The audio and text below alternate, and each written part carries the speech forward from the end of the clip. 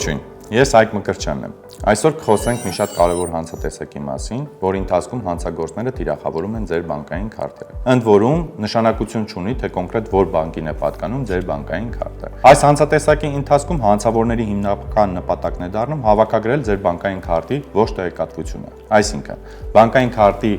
ամբողջական դիմացի թվերը եւ ԵՏՎ CVV կոդը, ինչը վերջնարդյունքում վերջիններիս հնարավորություն է տալիս հափշտակել ձեր բանկային քարտում եղած ողջ դրամական միջոցները։ Այս հանցագործությունը շատ տարածված է երկու հիմնական եղանակով։ Առաջինի պարագայում հանցագործները հատուկ տեխնիկական միջոցներ են տեղադրում բանկոմատների վրա։ Ահա այս տեսանյութում հստակ երևում է, որ բանկոմատի վրա առկա է հատուկ տեխնիկական միջոց, այսինքն նրանք կրկնօրինակել են բանկոմատի կառուցվածքը եւ տեղադրել են սարքավորում բանկոմատի նման, ինչը հնարավորություն է տալիս վերջիններիս կրկնօրինակել բանկային քարտի տվյալները։ Երկրորդի պարագայում այն բավականին արագ է տեղի ունենում, օգտագործելով հատուկ փոքրիկ սարքեր, հանցագործները հնարավորություն են ունենում վայրկյանների ընթացքում կլոնավորել ձեր բանկային քարտի տվյալները։ Վերջնարդյունքում հավաքագրելով ամբողջական տեղեկատվությունը նրանք կամ սև շուկայում կվաճառեն ձեր բանկային քարտի տվյալները կամ կվատնեն ձեր բանկային քարտում եղած դրամական միջոցները։ Որպեսզի չդառնաք նմանատիպ հանցագործության զոհ,